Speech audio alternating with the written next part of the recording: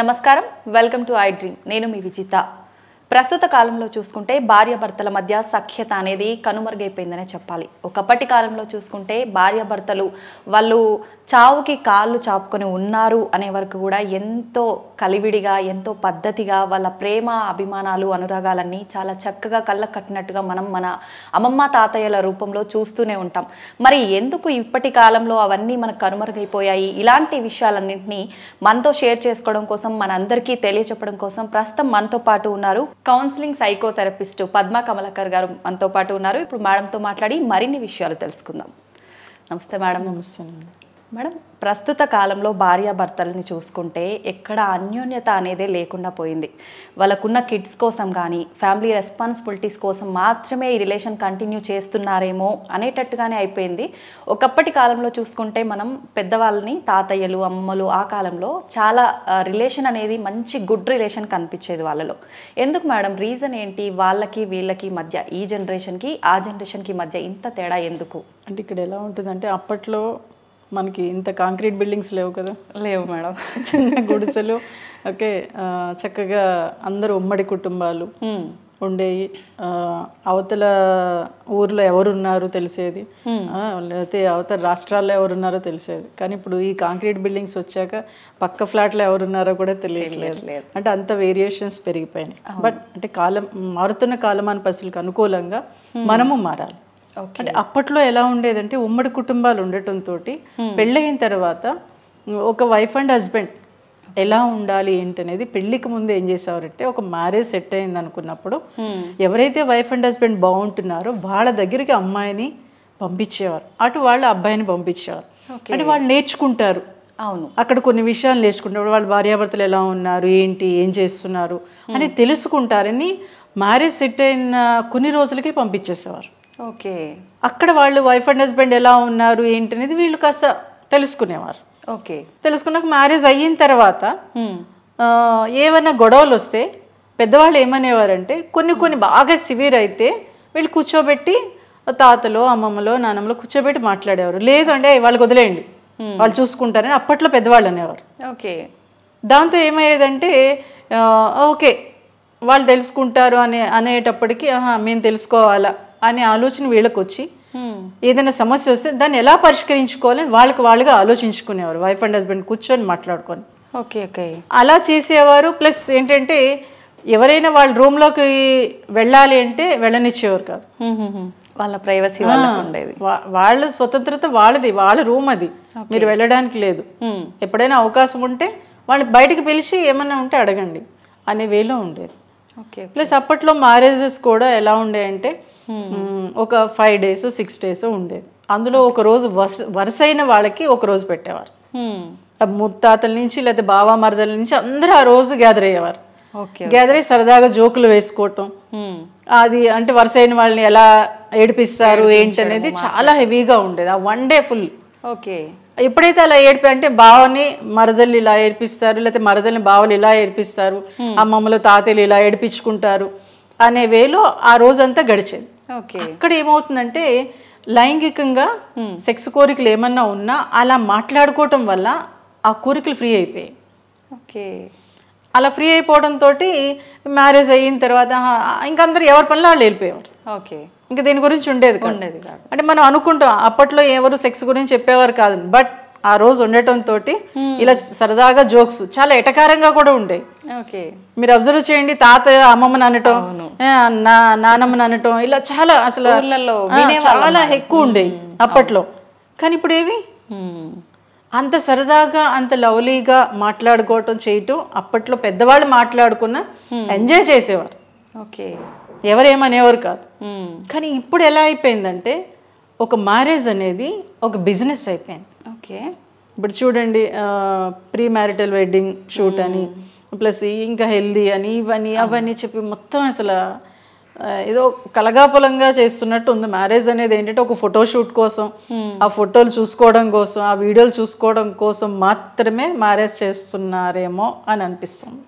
Okay, అందులో అంత అద్భుతంగా కనిపించాలనుకుంటా. అంటే అద్భుతంగా కనిపించాలి, కానీ మనసు ఎలా ఉంటుందంటే నీళ్ళు అంటే ఇవన్నీ ఇంపార్టెంటే గానీ వీటితో పాటు మనకు మానవ సంబంధాలు అనుబంధాలు కూడా అవి ఉండట్లేదు. అవును. ఇప్పుడు చూడండి మీరు అప్పట్లో ఏంటి ఒక మ్యారేజ్ సెట్ అయిన తర్వాత అందరు బంధువులందరూ వచ్చేసి పిండి వంటలు చేసేవారు, ఈ పసుపు దంచడం కానీ అసలు ప్రతిదీ చేసేవారు.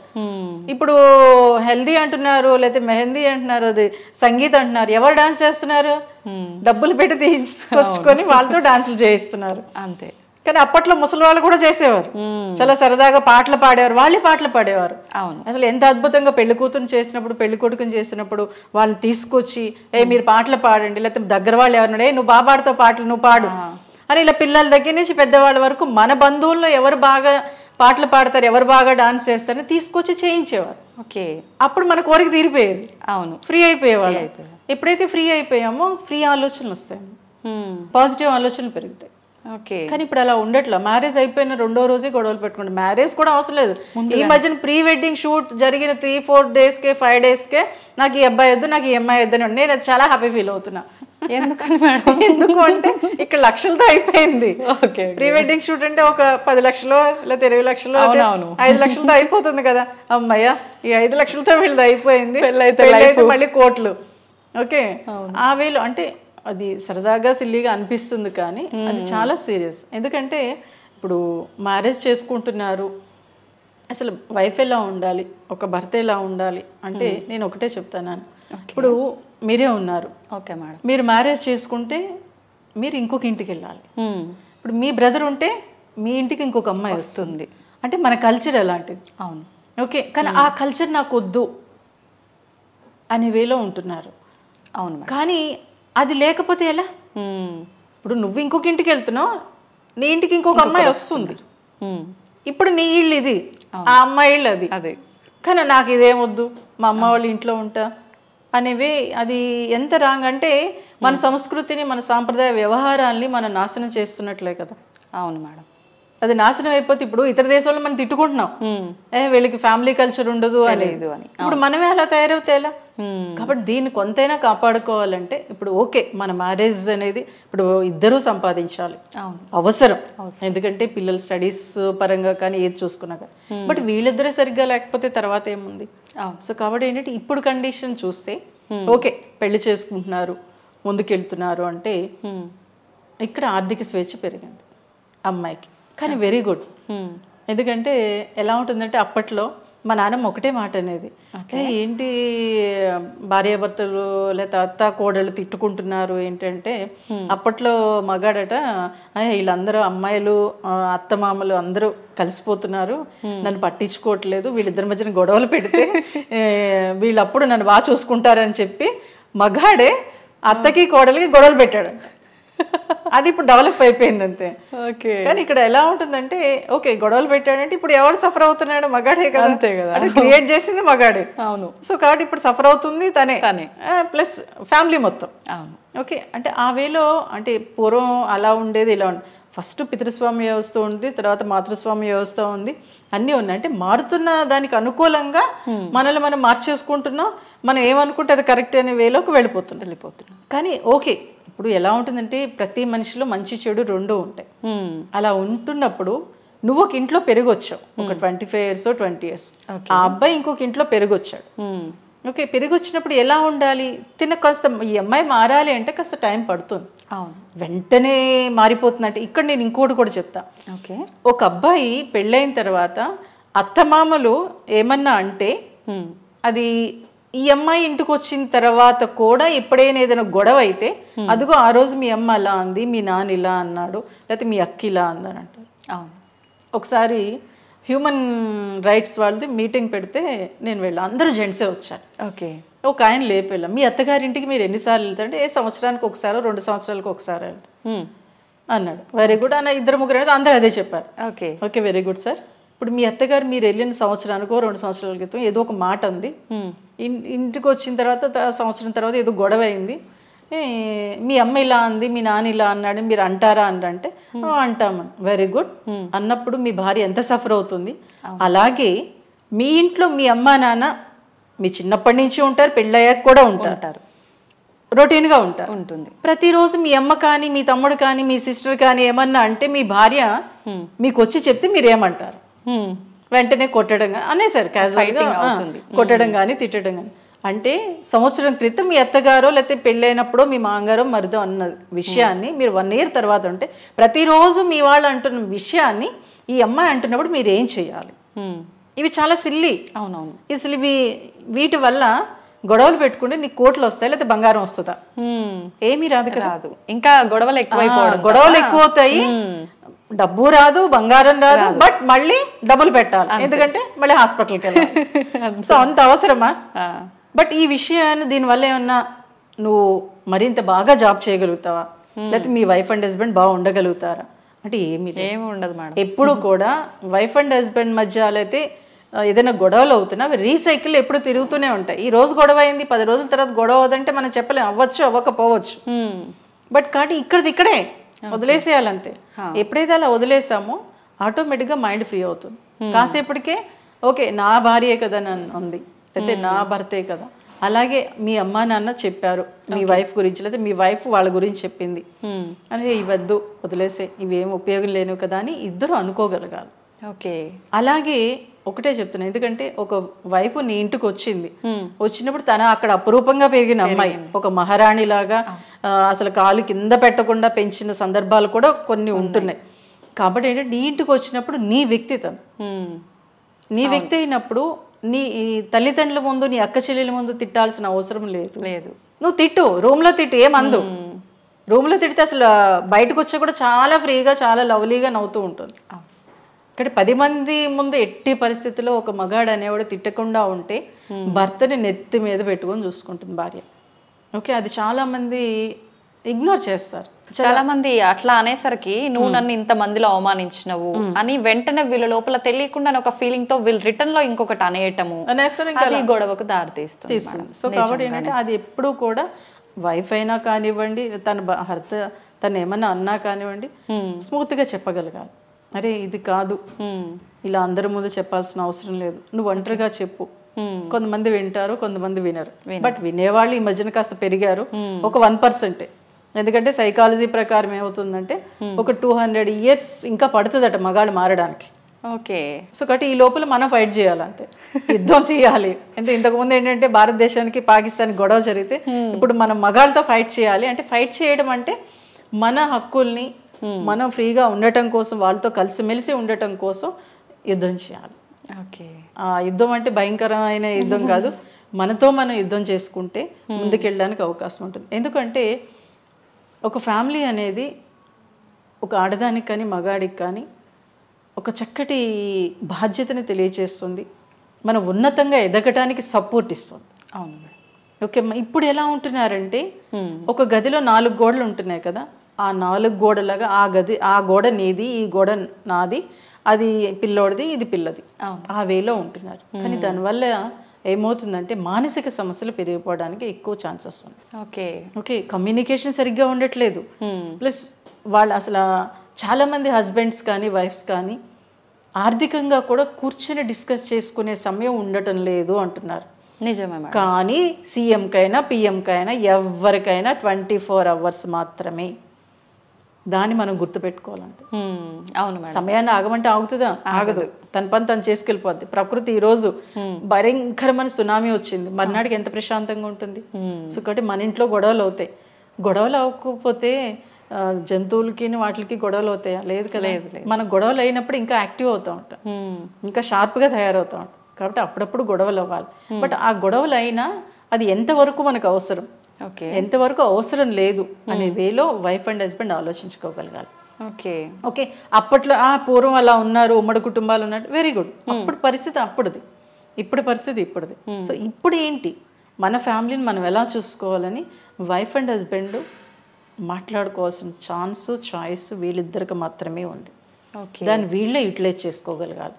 ఎప్పుడైతే అలా యూటిలైజ్ చేసుకున్నారో ముందుకెళ్ళడానికి అవకాశం ఉంటుంది. ఈ మధ్యన మాక్సిమం చాలామంది ఏం చేస్తారంటే అప్పట్లో చాలా సరదాగా లవ్లీగా అద్భుతంగా వైఫ్ అండ్ హస్బెండ్ మాట్లాడుకునేవారు, మిగిలిన వాళ్ళు కలగ చేసుకునేవారు కాదు. వాళ్ళు ఎలా వెళ్ళినా ఎక్కడికి వెళ్ళినా అప్పుడైనా సరే ఒరే అమ్మాయిని తీసుకెళ్ళి పుట్టింట్లో వదిలేరా, కొన్ని రోజులు ఉండొస్తుంది, లేకపోతే ఇద్దరు కలిసి వెళ్ళండిరా అనేవారు. కానీ ఇప్పుడు అలా కాదు, నీ ఇంటికి నువ్వు వెళ్ళు, నా ఇంటికి నేను వెళ్తా. ఆ వేలో ఉన్నారు. అక్కడ కమ్యూనికేషన్ ఏముంటుంది? ఇప్పుడు 10 మందితో కలిస్తేనే కదా.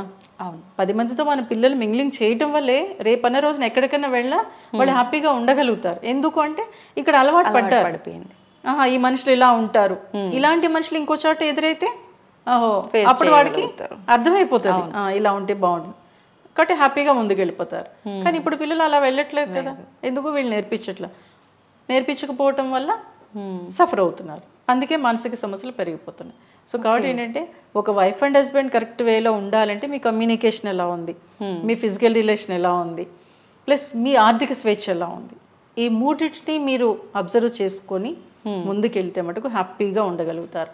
అలాగే అంటే ఫిజికల్ రిలేషన్ అంటే లైంగికంగా ఓన్లీ సెక్సే కాదు, ఓకే, మాట్లాడుకునే విధానంలో కూడా లవ్లీనెస్ ఉంటుంది. ఎందుకంటే ఒక మగాడు బయట ఆడదాంతో చాలా అద్భుతంగా లవ్లీగా మాట్లాడేస్తాడు. అదే ఇంటికి వచ్చి ఒక భార్యతో నా భార్యే కదా అనుకుంటాడు. కాదు, బయట సినిమాలో మనం చూస్తూ ఉంటాం, అది సినిమానే కదా అనుకుంటున్నాం. ఏం కాదు, జీవితాన్ని చూసే సినిమాలు తీశారు, ఇక్కడి నుంచి అక్కడికి వెళ్ళింది. ఓకే, సో అది మీరు చూసి నేర్చుకోండి. ఎందుకంటే ఒక మాట అనేది మనల్ని ఒక ఉన్నతమైన వ్యక్తిగాను మార్చచ్చు, చంపేను కూడా చంపేయచ్చు.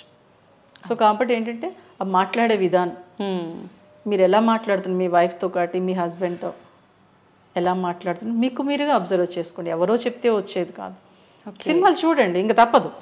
ఇంతకు ముందంటే అమ్మమ్మల దగ్గర నాన్నమ్మల దగ్గర ఉండేవాళ్ళం, పెద్ద పెద్ద వాళ్ళ దగ్గర ఉండేవాళ్ళం కాబట్టి అక్కడ వాళ్ళు ఎలా మాట్లాడి తెలిసేది. ఇప్పుడు తెలియట్లేదు కాబట్టి సినిమాలు చూడండి, వెబ్ సిరీస్ ఇంకా అద్భుతంగా వచ్చేసాయి. మొన్న ఎవరో అంటున్నారు కొరియన్స్ వెబ్ సిరీస్ ఎందుకు చూస్తారని నేను ఒక పాపని అడిగితే చాలా ఎమోషన్స్ ఉంటాయండి అని. నేను ఒకసారి చూసాను, నిజంగా అంటే ఒక అబ్బాయి ఒక అమ్మాయితో ఎలా మాట్లాడితే ఎలా ఉంటుంది, వాళ్ళు ఎలా పడిపోతారు, వాళ్ళు ఎంత హ్యాపీగా మనతో ఉంటారు అనేది చాలా బాగా చూపిస్తున్నారు అందరూ. ఓకే, సో కాబట్టి అంటే మనం ఎందుకు మాట్లాడకూడదు, నా భార్యే కదా, నా భర్తే కదా.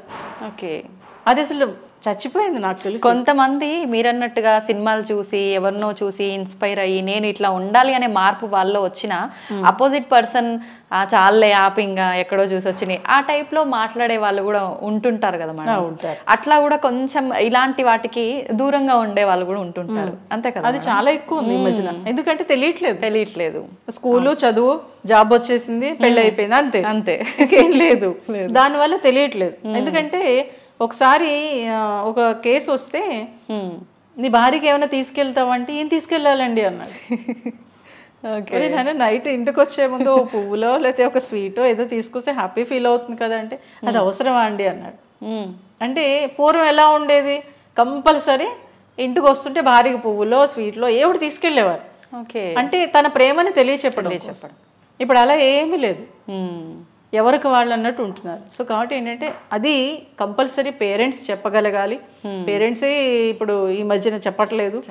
ఎందుకంటే ఎలా ఏం చెప్తారంటే నువ్వు పెళ్ళి అయితే నీకు ఇంకా అంత అద్భుతంగా ఉంటుంది, ఒక ఇంద్రభవనాన్ని చూపించినట్టు, ఒక రంగుల ప్రపంచాన్ని చూపించినట్లు ఒక అమ్మాయికి చూపించేస్తున్నారు. కానీ నేను ఒకటే చెప్తా, ఎక్కడికి వెళ్ళినా ఏదైనా సమస్య ఎదురవుతుంది, ఆ సమస్యను ఎలా ఓవర్కమ్ చేయాలనేది ఆలోచిస్తేనే వాళ్ళు ముందుకెళ్ళగలుగుతారు. అలాగే ఫిజికల్ రిలేషన్ చెప్పాను, అది ఎట్టి పరిస్థితుల్లో అమ్మాయి కూడా ఈ మధ్యన యాక్సెప్ట్ చేయట్లేదు. అబ్బాయి అయితే అమ్మ చెప్తే గదిలోకి వెళ్తున్నాడు. అవును, ఏ చిన్న సమస్య వచ్చినా అమ్మకు ఫోన్ చేస్తున్నాడు. అంతే. ఏంటది? ఈ సమస్య చాలా ఎక్కువగా ఉంది మేడం నిజంగా. అది చాలా భయంకరం. ఎందుకు అంటే ఏదో కిస్ చేస్తేనే పిల్లలు పుట్టేస్తారని కూడా చెప్పాడు ఒక అబ్బాయి. అంటే ఆ వేలో ఉన్నారు. అంటే వాడిని ఒక గాజు బొమ్మలో పెంచారు పాపం. జాబ్ వచ్చేసింది 2 lakhs, అక్కడ ఏదో వాడు తిట్టాడని చెప్పి రిజైన్ చేసి వచ్చేసాడు. పాపం పెళ్లి చేసేటప్పటికి భార్య మాట్లాడుతుంటే ఆ అమ్మాయి ఇష్టం. ఈ రోజుల్లో కూడా ఇట్లాంటి వాళ్ళు ఉన్నారా మేడం? నిజంగా అంటే పిల్లల్ని అలా పెంచుతున్నాం కదా, ఎక్కడికి వెళ్ళనివ్వట్లా. స్కూల్కి పంపిస్తున్నాం, మళ్ళీ ఇంటికి తీసుకొస్తున్నాం, మళ్ళీ హాస్టల్లో పడేస్తున్నాం. హాస్టల్ అయిపోయాక జాబ్ వస్తుంది, జాబ్కి వెళ్ళిపోతున్నాడు. ఇంకేం తెలుస్తుంది? ఫ్రెండ్స్తో కానీ బంధువులతో కానీ. రీసెంట్గా మొన్నే ఒక సనత్ నగర్ కమ్యూనిటీ హాల్ మహిళా దినోత్సవం పెడితే ఒక 10 years బాబుని పిలిచి అడిగా, అమ్మమ్మ పేరేంటి, నాన్నమ్మ పేరు తెలియదు అన్నాడు. అయ్యో, ఇది మరీ ఘోరం మేడం నిజంగా. ఒకసారి ఆలోచించండి. అంటే మన రిలేషన్స్ కానివ్వండి ఏ వేలోకి వెళ్ళిపోతున్నాయి. ఓకే, అది కాబట్టి ఇవన్నీ మనం మర్చిపోతే ఇక్కడ లవ్లీనెస్ ఎక్కడ ఉంటుంది? అంతే, ఏముండదు. Artificial life. ఏదో ఇప్పుడు అన్ని ఏంటి ఒరిజినల్ పూలు మర్చిపోయి ఆర్టిఫిషియల్ పూలు అక్కడ పెళ్లి టైంలో నేను మొన్న ఏదో మ్యారేజ్కి వెళ్ళినప్పుడు పెళ్లి కూతురు కూడా ఆర్టిఫిషియల్ పూలు పెట్టారు. ఇంకేంటి ఇది కూడా ఆలోచించాలి. ఏంటి పెళ్ళైన తర్వాత హస్బెండ్ చనిపోతే బొట్టు పూలు తీసేస్తారు కదా, అంటే ఒక ఆడదాన్ని ఇంకొక ఆడదానితో అవమానిస్తున్నారు. ఇప్పుడు ఆర్టిఫిషియల్ పూలే పెట్టుకుంటున్నారు. ఇంకేంటి పెట్టుకుంటే ఏంటి, పెట్టుకోపోవడం ఏంటి, ఇక అవసరం లేదు కదా. ఇవన్నీ ఏంటంటే అప్పట్లో రాజా రామ్మోహన్ రాయ్ గారు ఇవన్నీ ఫైట్ చేయడంతో కొంత ఈ మేరకు వచ్చాం. ఇప్పుడు మన ఆడవాళ్లే ఫైట్ చేయగలగాలి. ఓకే, ఎందుకంటే ఇప్పుడు మన ఇబ్బంది పడినా సఫర్ అయినా ఒక ఆడదే ఇంట్లో, ఆడది బాగుంటే ఆ ఫ్యామిలీ మొత్తం బాగుంటుంది. హెల్త్ పరంగా చూసుకుంటే చాలా మంది, నేను ఈ మధ్యన మహిళా దినోత్సవాలని అంటే నేను అవార్డ్స్కి వెళ్ళను, క్యాజువల్గా వెళ్తున్నప్పుడు హెల్త్ ఇన్సూరెన్స్లో ఎంతమందికి ఉందంటే అందులో ఒక 2-3 కూడా చేతులు ఎత్తలేకపోయారు. అంటే హెల్త్ మీద మహిళలకు అంత అవేర్నెస్ ఉంది, దాన్ని డెవలప్ చేయగలగాలి. ఓకేమ్మా, కాబట్టి ఏంటంటే ఒక ఫ్యామిలీ బాగుండాలి అంటే అమ్మాయి బాగుండాలి, అమ్మాయి బాగుండాలంటే అటు తల్లిదండ్రులు బాగుండాలి, ఇటు అత్తమామలు కూడా బాగుండగలగాలి. ఎందుకంటే అబ్బాయికి అమ్మాయికి పెంచే విధానంలో ఆ డిఫరెన్సెస్ ఏంటనేది చెప్పగలగాలి. అబ్బాయి బాడీ పరంగా డిఫరెన్స్ ఉంటుంది, అమ్మాయికి డిఫరెన్స్ ఉంటుంది, మెంటల్గా కూడా కాస్త డిఫరెన్సెస్ ఉంటుంది. దాన్ని మనం పిల్లలకి చెప్తే అప్పుడు ఒక వైఫ్గా ఒక హస్బెండ్గా నేను ఎలా ఉంటే నా తర్వాత తరాన్ని నేను అందించగలుగుతాను. ఎందుకంటే ఈ సమాజం మన ద్వారానే ముందుకెళ్తుంది. ఓకే, మనం సరిగ్గా లేకపోతే తర్వాత తరం బాగోదు. సో కాబట్టి వైఫ్గా హస్బెండ్గా నువ్వెలా ఉంటున్నావు, నీ ఫ్యామిలీతో నువ్వేం చేస్తున్నావు. బయట అమ్మాయితో అద్భుతంగా మాట్లాడేసి వచ్చేసి ఇంట్లో అమ్మ నేను భార్యని తిడితే ఎలా, అవును అది కుదరదు. ఇక్కడ కూడా అది చూపించు, అప్పుడు నువ్వు ఇంకా అద్భుతంగా ఎదుగుతావు. ఎందుకంటే ఒక ఆడది లవ్లీగా హస్బెండ్ మాట్లాడితే భర్తని ఇంకా బాగా చూసుకుంటుంది, వాళ్ళ ఫ్యామిలీ మెంబర్స్ని కూడా ఇంకా బాగా చూసుకుంటుంది. నిజమే మేడం. ఇక్కడ అది మగాళ్ళు గుర్తించగలిగితే మటుకు ఒక అద్భుతమైన ఫ్యామిలీని ఆ మగాడే సృష్టించగలుగుతాడు. ఆ అవకాశాన్ని వీళ్ళు ఉపయోగించుకుంటుంటే మన ఫ్యామిలీస్ బాగుంటాయి. అప్పటి తరం అయిపోయింది. ఇప్పటి తరాన్ని మనం ముందుకు తీసుకెళ్ళాలి, అది నీ చేతుల్లోనే ఉంది. మీరిద్దరు ఎలా ఉన్నారు, మీ పిల్లర్స్ మీరే మీ ఇంటికి. అవును, కాబట్టి మీ పిల్లర్స్ మీరు కరెక్ట్ వేలో ఉంటే తర్వాత ఫ్యామిలీ పిల్లలు తర్వాత తరాన్ని నేర్చుకుంటారు, పక్క వాళ్ళకి చెప్తారు. ఆ వేలు ఇప్పుడు వైఫ్ అండ్ హస్బెండ్ ఉండాలి. కాబట్టి రంగుల ప్రపంచాన్ని చూడండి, బట్ ఆ రంగుల ప్రపంచాన్ని మీరే సృష్టించుకోగలిగితే మటుకు హ్యాపీగా లైఫ్ చేయగలుగుతారు. రంగుల ప్రపంచాన్ని చూసినా పాజిటివ్ కంటే ఎక్కువ నెగిటివ్ ఎక్కువగా తీసుకుంటున్నారు మేడం ప్రస్తుతం. అంటే ఇక్కడ నెగిటివ్ అంటే ఏమైపోయిందంటే ఎవరు మాట్లాడినా ఏం మాట్లాడినా నెగిటివే మాట్లాడుతున్నారు. నీకు రాదు, అవును నీకు తెలియదు, నువ్వు నోరు మూసుకో, ఈ మాటలు ఎక్కువ అయిపోయినాయి ఈ మధ్యన. అవును, దానివల్ల ఏమవుతుందంటే ప్రతిదీ నెగిటివ్గా వెళ్ళిపోతుంది. ఏది చేయాలన్నా ముందు డైలమా, డౌట్, నేను చెయ్యొచ్చా చేయకూడదు, నేను చదవచ్చా చదవకూడదు, నేను మాట్లాడచ్చా మాట్లాడకూడదు. ఈ డౌట్స్ ఎక్కువైపోయేటప్పటికి ఆటోమేటిక్గా నెగిటివ్ పెరిగిపోతుంది. అందుకే 60% నెగిటివ్ పెరిగింది, ఇప్పుడు పెరిగింది 40%లో వచ్చేసాం. అంటే తర్వాత మొత్తం పడిపోతే ఇంకేముంటాం ఫ్యామిలీ. అప్పట్లో ఏంటంటే అడవుల్లోంచి సమాజంలో అంటే జనవాసంలోకి వచ్చాం, అవును మళ్ళీ తిరోగమనం వైపు మళ్ళీ అడవుల్లోకి వెళ్ళిపోతామేమో. అంటే ఒకరికొకరు కొట్టుకుంటాం కదా నెగిటివ్ పెరిగిపోయేటప్పటికి. కాబట్టి ఇప్పుడు ప్రయత్నం చేద్దాం, తప్పేం కాదు. ఓకే పెరిగితే వదిలేయటం కాదు, నా ప్రయత్నం నేను ఏం చేస్తున్నా. అరే నేను పాజిటివ్గా మాట్లాడుతూ ఉంటే ఎదుటివాడు కూడా పాజిటివ్గానే మాట్లాడతాం. ఆ వేలో ముందుకెళ్తే మటుకు నెగిటివ్ కొద్దిగానే తగ్గడానికి అవకాశం ఉంటుంది. బట్ ఎందుకంటే పిల్లల్ని మనం చూస్తున్నాం, అవును వాళ్ళు నెగిటివ్గా మాట్లాడుతున్నారు, మనకు తెలియకుండా అరే నా పిల్లవాడైనా మాట్లాడారు అనుకుంటాం, మనం మాట్లాడేది మనం మర్చిపోతాం. కాబట్టి నెగిటివా పాజిటివ్ అని ప్రతి మనిషిలో ఉంటే మనం పాజిటివ్ తీసుకోవాలి. అది వాడు తీసుకోవట్లేదు అంటే వాడిది అనవసరం, వాడి ఇష్టం అది. నువ్వేంటి, నిన్ను చూసి వాడు నేర్చుకోవచ్చు కదా, సెల్ఫ్ రియలైజేషన్. అది చేయగలిగితే మటుకు వైఫ్ అండ్ హస్బెండ్ బాగుంటే నిజంగా కుటుంబం బాగుంటుంది, కుటుంబం బాగుంటే సమాజం బాగుంటుంది, సమాజం బాగుంటే ప్రపంచం బాగుంటుంది. నిజమా మేడం, నిజంగా మీరు చెప్పినట్టుగా కనుక ఎవరికి వాళ్ళు అది పాటించడం మొదలు పెడితే ఖచ్చితంగా పాజిటివిటీ అనేది పెరుగుతుంది. ఎవరో వస్తారు ఏదో చేసిన ఎదురు చూడొద్దు, నీకు నువ్వే బాస్వి, నీకు నువ్వే మహారాజువి మహారాణివి. అంతే.